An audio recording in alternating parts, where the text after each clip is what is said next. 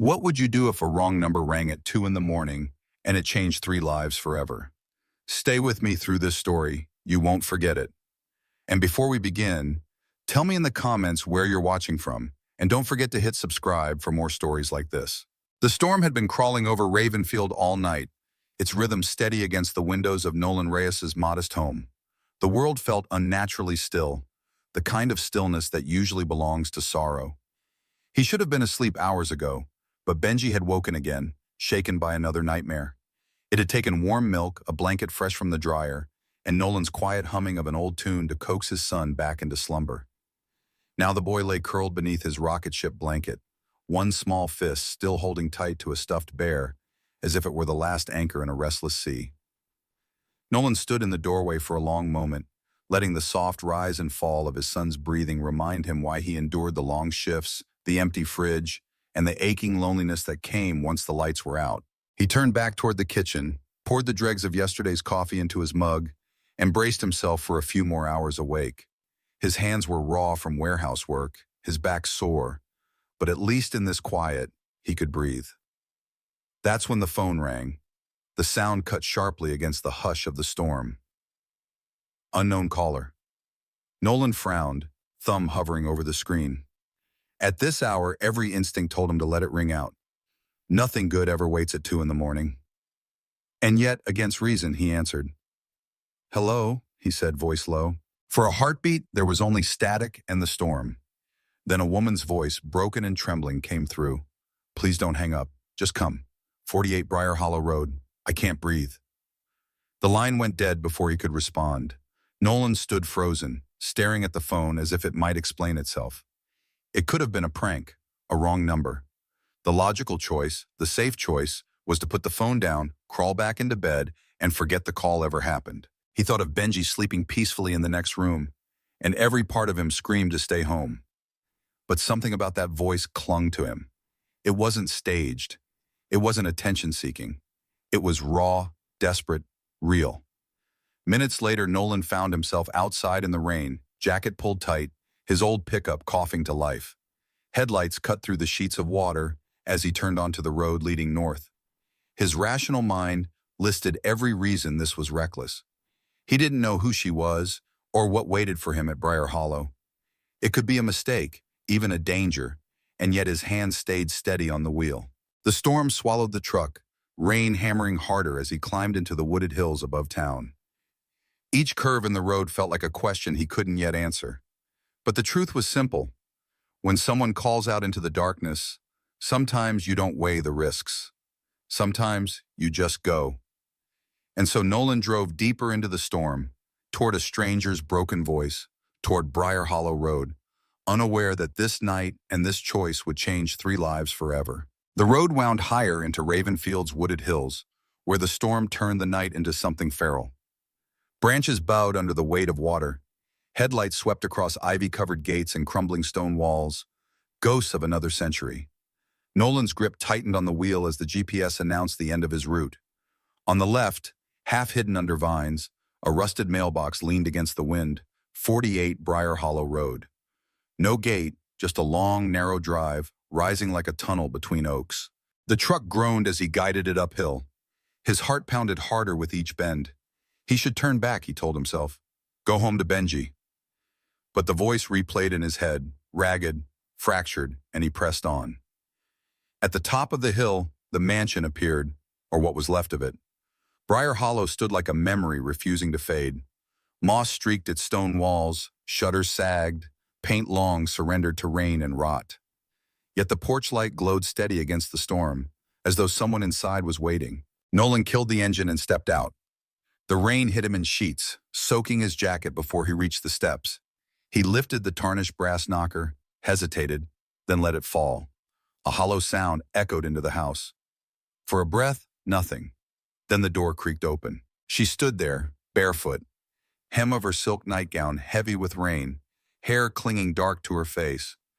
Her eyes were rimmed red, not with sleep, but with something deeper. A crystal glass trembled in her hand, amber liquid sloshing dangerously. For a moment she looked at him as if she recognized him, or wished she hadn't. "You're not him," she whispered. Nolan shook his head gently. No, I got a call. This address, a woman in distress. Her gaze flickered past him into the storm. The glass slipped from her fingers, shattering against the marble floor. She swayed, knees buckling, and Nolan lunged forward, catching her before she hit the ground. Her body was light, trembling. He guided her inside, past the shards of crystal, into a living room that smelled faintly of dust and old smoke. The room bore the grandeur of another life, an ornate fireplace, cold and dark, heavy curtains sagging, portraits staring down from cracked frames. Nolan eased her onto a tufted couch, tugged a blanket from a nearby chair, and draped it over her shoulders. She shivered beneath it, though her eyes stayed lucid. I thought, she managed, voice paper thin. I thought I called my therapist. I must have hit the wrong number. Nolan crouched beside her. It's all right. You're not alone now. She blinked at him as if the words themselves were strange. Then she let out a breath that sounded like defeat. There's no one left to call. Her eyes weren't drunk, not really. They were too clear for that. This was grief, grief that hollowed rather than dulled. Nolan rose, found a bin of logs near the hearth, and struck a match. The fire sputtered, then caught, light pushing back years of cold as warmth filled the room. The storm softened outside, its anger spent. Nolan sat in a worn armchair nearby, watching her shoulders relax by inches beneath the blanket. She lifted the cup of tea he had managed to brew, holding it with both hands as though steadying herself. Do you always answer calls like that? She asked. After a long pause, he met her gaze, steady and calm. Didn't feel right not to. Something shifted in her eyes like the first crack in a wall long sealed. I'm Nadia Quinn, she said softly, and I haven't let a soul in this house for 4 years.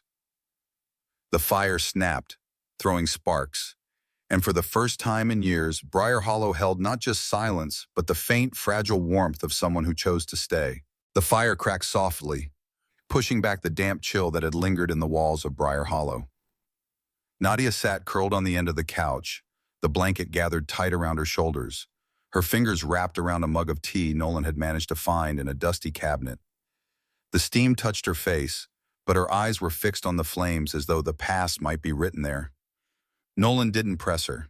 He had learned long ago with Benji that sometimes silence was its own kind of invitation. At last she spoke, her voice low, almost lost in the rhythm of the storm easing outside. It was supposed to be just another trip. Aspen, my parents, and my younger brother, Charlie. They flew ahead on the family's charter plane. I was meant to follow the next day. Her lips trembled. She swallowed hard. The weather turned. Their plane went down over Wyoming. No survivors. The words dropped like stones, heavy in the space between them. She stared into her tea, blinking slowly, as if she could still see their faces hovering above the rim. Everyone was sorry. For a while there were cards, flowers, and polite words. And then it stopped. People moved on. They always do. A bitter smile ghosted across her face, fleeting and fragile. But I didn't move on. I locked the gates. I stayed here 4 years now, just me and these walls. The firelight drew shadows along her cheekbones, making her look both younger and older all at once. She pulled the blanket tighter, as though it could shield her from the truth she had just spoken aloud. Nolan leaned forward, forearms resting on his knees, his calloused hands folded. He didn't say he was sorry. He didn't offer empty comfort. He just nodded slowly, in that grounded way of a man who understood what it meant to carry something too heavy for words. Nadia's eyes flicked toward him, almost wary. And you? Why did you come? Why answer a call that wasn't meant for you? Nolan let out a breath. Because someone sounded like they didn't want to be alone, and I know what that feels like. His voice was steady, quiet, as if each word had been tested before it left his mouth. He didn't elaborate, not yet. But in the lines of his face, in the fatigue etched around his eyes, the truth hummed softly. The dawn crept slowly over Ravenfield, soft light pushing its way past the storm's retreat. For the first time in years, Briar Hollow looked less like a mausoleum and more like a house remembering it once held life. Nolan woke stiff in the armchair, the scent of smoke and old tea clinging to him. Across the room, Nadia had dozed upright on the velvet couch. The blanket slipped from her shoulder. Strands of dark hair tangled against her cheek. For a moment, he simply watched her breathing, steady, fragile, but alive. When she stirred, embarrassed, Nolan only offered a quiet smile. "You were tired," he said, and she looked down as though unused to anyone naming her needs with kindness. They moved together through the hushed corridors of the mansion. The storm had left streaks on the tall windows, but sunlight broke through in pale ribbons, landing on portraits that lined the walls. Elegant faces, generations of Quinns caught in oil and gilt. Nadia slowed in front of one, a boy of about 10 with mischievous eyes, a wolfish dog by his side. "My brother," she whispered. "Charlie. He used to make me laugh until I couldn't breathe." Her voice cracked slightly, but she didn't look away. Nolan studied the painting, then her face. "He looks like trouble," he said softly, and for the first time, she gave a faint smile that wasn't just politeness. They reached the conservatory at the end of the hall. Its glass roof and walls were streaked with grime, the air damp with the smell of old earth. Vines curled where they shouldn't. Pots lay broken, soil hardened with neglect. Yet light streamed through, catching on ferns still clinging to life. It was wild and untended, but not dead. Nadia stepped inside slowly, as though entering a memory she had locked away. "This was my favorite place," she murmured. "Before everything stopped, my mother believed beauty could fix anything. She built this conservatory as her sanctuary." Her hand brushed a planter rimmed with dust. "After the accident, I couldn't bear to touch it. I let it all wither, just like me." Nolan's gaze wandered across the room, the glass ceiling fractured but intact, the stubborn shoots pushing up through cracks. He turned back to her, his voice low, certain. "Doesn't look dead to me. Looks like something is waiting." Nadia blinked. "Waiting for what?" "For someone to start again," he said. "You could. We could plant from the beginning, see what grows." She looked at him sharply, as if surprised he could speak into the silence she had carried for 4 years. For a long beat, she said nothing. Then her shoulders loosened ever so slightly in the dusty light of the conservatory, among cracked pots and forgotten vines. A thread pulled taut between them, thin, uncertain, but real. Not love, not yet. Something smaller, a recognition, a promise that the house, like its mistress, might not be finished after all. And as they stepped back into the corridor, Nadia found herself glancing at Nolan, this weary single father who showed up for a stranger in the night. For the first time in years, the idea of starting again didn't sound impossible. It sounded like hope, fragile as glass but strong enough to catch the morning light. Saturday came dressed in pale sunlight, the kind that makes even broken glass look like it might shine again. Nolan's pickup rattled up the long drive, and this time, Benji sat beside him, nose pressed to the window. The boy's eyes widened at the first glimpse of Briar Hollow. "It looks like a castle," he whispered, voice hushed with awe. Nolan smiled but said nothing, letting his son's wonder fill the cab more than any words could. Nadia was waiting at the door, not in silk this time, but in jeans and rolled sleeves, gardening gloves tucked into her back pocket. The sight of her outside, in daylight, felt different, less haunted, more alive. She bent down slightly when Benji stepped from the truck. "You must be Benji," she said gently. "I've heard you're good at naming things." Benji's gaze flicked to his father, then back to her. He gave a small nod. "I like castles," he said softly. "Then you're going to love the greenhouse," Nadia replied with the faintest smile. Inside the conservatory, dust still lingered on the panes, but sunlight filtered through, catching on threads of ivy and stubborn ferns. Benji wandered between the planters, small fingers brushing moss, his mind already building worlds. He crouched by a cracked pot where green clung stubbornly to life. "Crawley green," he declared, serious as a scientist. "Not just moss, it's everyday magic." The words caught Nadia off guard. She stared at the boy, then burst into laughter, unrestrained, sudden, startling even to herself. The sound echoed off the glass, startling the birds outside. She covered her mouth, almost embarrassed.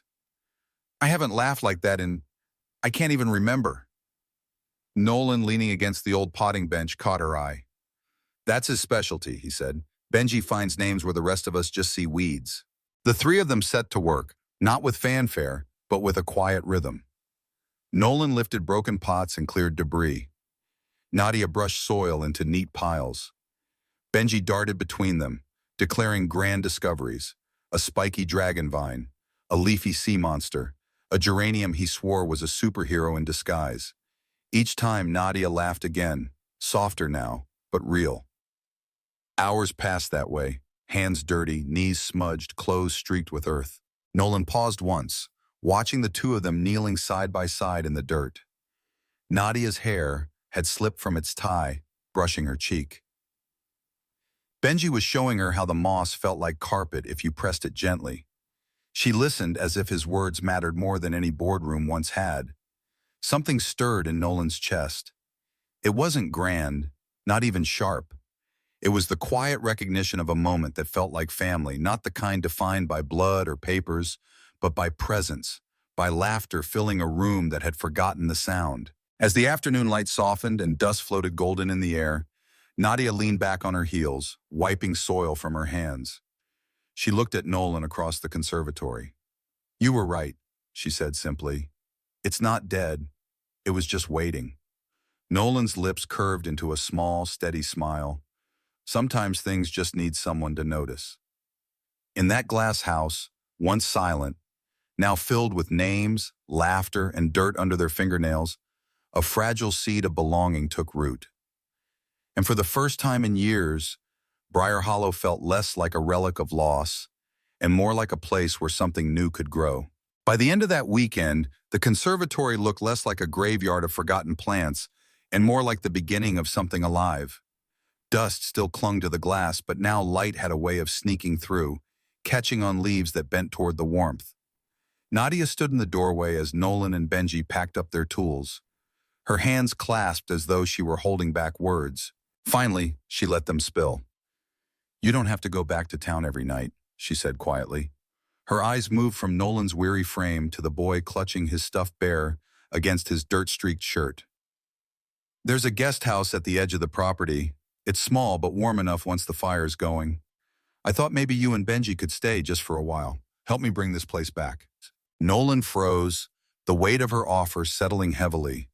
He had spent years avoiding what looked like handouts, determined that his son would grow up knowing dignity even when money was short. "That's kind," he said slowly, "but we're not looking for charity." Nadia shook her head, almost fiercely. "Not charity, purpose. This house has been silent too long. When you're here, it doesn't feel like a tomb anymore. If you stayed, it would be for both of us." He studied her, the way she spoke the words, not with pity, but with a fragile hope. His gaze shifted to Benji, who was already tugging at his sleeve. "Dad," the boy whispered, "can I have a garden bed here? Just mine?" Nolan felt the tug in his chest, strong and certain. He exhaled. "If we do this, it's with two conditions," he said, turning back to Nadia. "First, I share the costs, repairs, utilities, whatever it takes. I won't let Benji think we're taking without giving back. Second, Benji gets his own plot of earth, somewhere he can plant and grow without anyone telling him it's too small to matter." For a moment, silence stretched between them. Then Nadia smiled, a real smile that softened her whole face. "Shared responsibility," she said, "and a boy's garden. Deal." That weekend, the guest house came alive again. Stone walls still wore their ivy, but inside, Nolan mended hinges, cleared dust from windows, and coaxed the old wood stove into warmth. Benji darted from room to room, claiming corners with drawings taped to the walls, laughter echoing off beams that hadn't heard such a sound in years. In the garden, Nadia marked off a small square of earth with stones. "This one's yours," she told Benji. "Whatever you plant here, no rules apply." The boy knelt immediately, patting the soil like a friend. "This is where my dragon peppers will grow," he declared. That evening, as twilight washed over Briar Hollow, the three of them sat on the back steps of the guest house. Nolan sipped coffee from a chipped mug. Nadia cradled her tea. Benji leaned against his father's side, eyes heavy but content. Fireflies blinked over the grass, and for once the silence was not heavy. Nolan glanced at Nadia, then out at the land stretching wide and untamed. "Feels different," he murmured. "It is different," she replied, "because you stayed." In that moment, Nolan realized what his son already knew. They were no longer visitors here.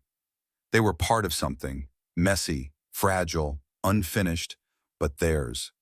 And for the first time in years, the idea of home didn't feel out of reach. It was right here, taking root under the Ravenfield sky. The first weeks in the guest house unfolded with surprising ease. Nolan patched leaking gutters, Nadia drew up lists of what to restore next, and Benji tended his tiny plot with the solemn devotion of a knight guarding treasure. For a time, it felt as though Briar Hollow had finally learned to breathe again. But storms have a way of testing what seems new. It began with a heaviness in the air, a stillness that made even the birds restless. By late afternoon, the sky dimmed, colors draining as if someone had pulled a curtain over the sun. Nolan looked up from the trellis he was mending and knew rain was coming. When it broke, it came fast and merciless, hammering the roofs until the whole estate shuddered. Inside the guest house, Benji's small body stiffened. The sound was different from the hum of city rain he knew. This was wild, relentless. He covered his ears, pacing tight circles. "It's too loud," he whispered, breath shallow. "It's not like home. I don't like it." Nolan crouched, grounding him with steady hands. "I know, buddy. It's just water on the roof. Think of it like a giant drum. The sky is just making music for us." Benji tried, lips trembling, but when thunder cracked, he flinched hard. Nolan pulled him close. "How about we head to the main house? Maybe it's quieter there." They dashed through the rain, soaked by the time Nadia opened the heavy door. She looked pale, sweater sleeves pulled tight around her wrists. The storm was not only in the sky, it was in her. Nolan read it in the way her eyes darted toward the windows, already bracing for something she couldn't control. Benji curled into the living room couch, clutching a blanket. Nadia sat beside him, stroking his hair, though her own hand shook. Nolan went to the kitchen, warmed milk with honey, and set it gently in front of her. She managed a nod of thanks. Then lightning split the night, thunder chasing close behind. Benji whimpered into the cushions. Nadia froze, her lips moving as if counting, but the rhythm faltered. Her chest rose too fast. She turned and hurried down the hall. Nolan waited until Benji's breathing steadied, then followed. He found her in the study, pressed against the bookcase, eyes wide in the dark. She didn't notice him at first, lost in the storm of memory. Nolan stepped close, voice calm. "Breathe with me. In, out, slow." She shook her head, tears spilling. "I thought I was past this. I thought I was okay." "Storms wake what we bury," Nolan said quietly. "That doesn't mean you're broken." Her knees gave way and she slid to the floor. "I should have been on that plane. If I had, maybe they'd still be here." He knelt beside her, steady as stone. "No, don't go there. Grief lies. It tells you that surviving was wrong. It wasn't. You didn't take them from the world. You lost them too." Her sobs broke open. "I promised my mother I'd take care of Charlie, and I wasn't there." "You were his sister, not his shield," Nolan said, his hand resting lightly on her arm. "Being alive isn't betrayal. It's the only way you can honor them now." The words sank in, slow as rain soaking earth. Her trembling eased, breath by breath. She found a rhythm again. When at last she lifted her gaze, she found his steady eyes in the dark, an anchor in the flood. Later, when they returned to the living room, Benji had drifted into sleep, small body curled beneath the throw, face calm once more. Nadia stood over him, whispering, "He trusted me, even when I froze." Nolan shook his head softly. "He trusted what he felt. That you care. That's enough." She reached out then, fingertips brushing his arm. "Thank you for staying." The storm raged on outside, but within Briar Hollow, something shifted. Trust, fragile but real, had taken root. And for the first time, all three knew they didn't have to weather storms alone. The air at Briar Hollow had only just begun to feel steady again after the storm. Days passed in a rhythm of quiet repairs, laughter from Benji's garden bed, and long evenings where the house no longer seemed to echo with emptiness. Then one morning, the sound of tires on gravel broke that peace. A sleek black BMW rolled up the drive like it owned the road. Nolan looked up from the soil he was turning, muscles tensing. Out stepped a man in a tailored jacket, polished shoes untouched by mud. Sebastian Voss carried himself with the effortless arrogance of someone who had never once questioned whether he belonged. He glanced at Nolan, dismissive. "So you're the gardener?" he said flatly before turning his eyes to the house. Nadia emerged from the conservatory, gloves still on, hair loose from her braid, a smear of earth across her cheek. Sebastian's brows lifted. Nadia Quinn, an heiress reduced to dirt under her fingernails. Never thought I'd see the day. His smile was sharp, cruel. You could be in Paris, New York, but instead you're wasting away here with... His gaze flicked to Nolan. This. For a beat, silence held. The old Nadia might have shrunk back, hidden behind silence or practiced charm, but not now. Her voice was firm, clear. You're right about one thing, Sebastian. I could be anywhere, and I was for years, surrounded by marble walls, the right people, the right parties. I was miserable. She pulled her gloves off, letting them fall. I don't need yachts or boardrooms. I need people who stay, people who show up when it storms. Sebastian's smile faltered, his charm useless against the weight of her words. He scoffed, but it rang hollow. Suit yourself, he muttered, retreating to his car. Gravel spat as the BMW disappeared down the drive. The air seemed lighter without him. But inside the guest house, another storm was brewing. Benji sat on the floor of his room, small hands clutching a red pencil, his face pinched, anxious to a child who had lost before. Sebastian's cruel words carried a shadow. What if grown-ups leave again? That evening, Nolan found the note on the kitchen table, written in Benji's uneven scrawl. Dear Miss Nadia, I don't know if you're sad because of the storm or because of that man, but if you are, I think you're still brave. And if you want, you can borrow my red pencil. It helps me when I feel mad or gray. Nolan read it twice, his chest tightening. He folded it carefully, handed it to Nadia later that night. She opened it slowly, eyes moving over each crooked letter. For a moment she said nothing, then pressed the note to her chest. Her voice was thick but steady. He sees people, even when they try to hide. She looked at Nolan, then at Benji, asleep on the couch, blankets sliding from his shoulders. Quietly, she tucked the red pencil into her own pocket. The next morning, she knelt in front of Benji, holding it out. You gave me this when I needed it, she said softly. And I want you to know something. I'm not going anywhere. Not when it rains, not when people like Sebastian try to drag me back. I stay because you're worth staying for. Benji blinked, then leaned into her with the kind of trust only a child can give. Nolan watched from the doorway, a lump in his throat. The mansion that once held only grief now held something far more defiant, the courage to choose the present over the ghosts of the past. The days after Sebastian's visit carried a new kind of resolve. The insult he had thrown at her, meant to diminish, had instead crystallized something inside Nadia. She wasn't simply reclaiming Briar Hollow for herself. She was shaping it into something that could matter beyond her grief. One afternoon, she led Nolan and Benji into the conservatory, now cleared enough for sunlight to scatter across the stone floor. She set a notebook on the bench, pages already marked with sketches and scribbled notes. Her eyes glowed with purpose. I've been thinking, she began, hesitating only for a breath. This house has been a tomb for too long, but it doesn't have to stay that way. What if we opened it, not just the greenhouse, but all of it, as a place for children and parents who need somewhere safe, a space for art, for gardening, for quiet when the world feels too loud, a center for growing things, not just plants, but people. The words hung in the air.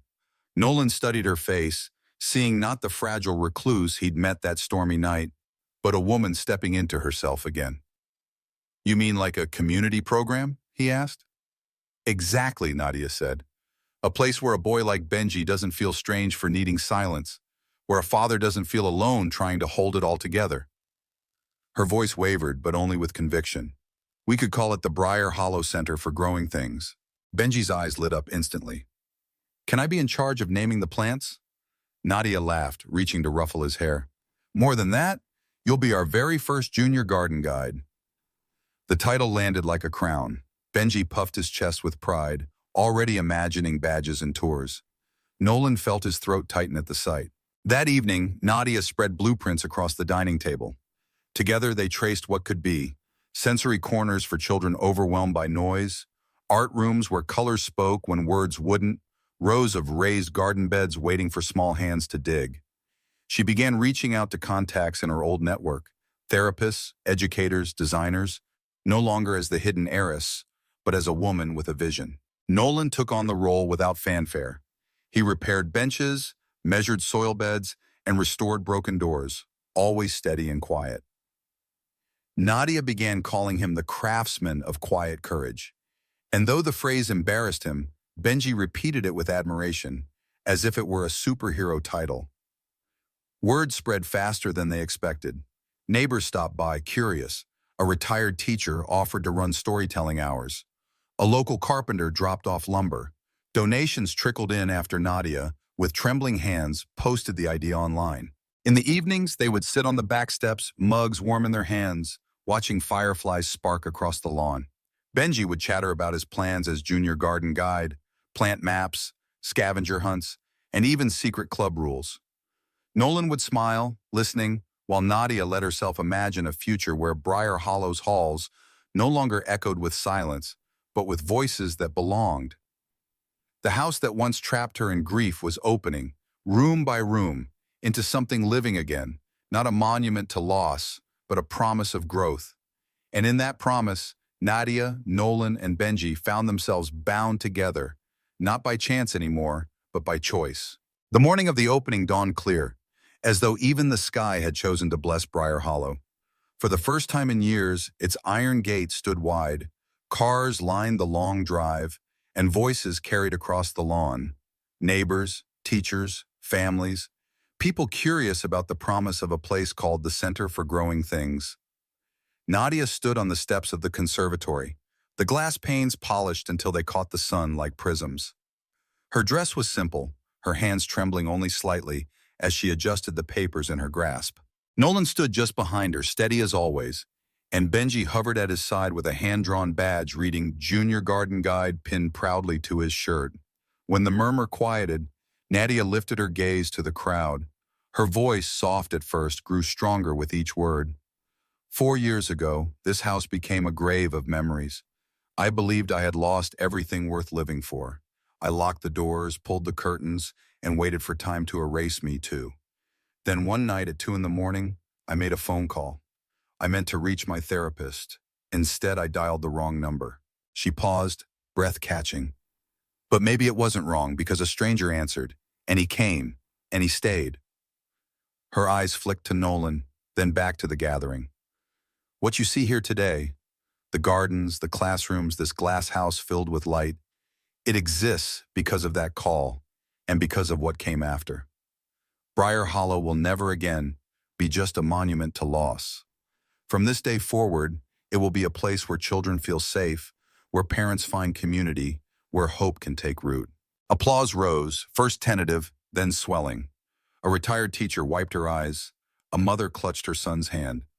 For the people gathered, the words weren't polished like a boardroom speech. They were raw, human, and true. The ribbon was cut, and life spilled into the halls that had once known only silence. Children darted down corridors, their laughter echoing off marble. Parents bent to touch soil in the raised beds, guided by Benji, who took his role with the solemn joy of someone who finally belonged. The grand dining hall filled with chatter, not grief. By dusk, lanterns glowed along the garden paths. The crowd trickled away, leaving the house hushed once more. But it was no longer the hush of emptiness. It was the hush of something sacred, roots settling, bonds forming, a future beginning. Later, under the full glow of the moon, Nolan and Nadia lingered in the conservatory. The glass walls shimmered with reflected light, plants casting soft shadows. Benji had fallen asleep in a chair nearby, badge crooked but still shining. Nadia's voice was quiet but steady.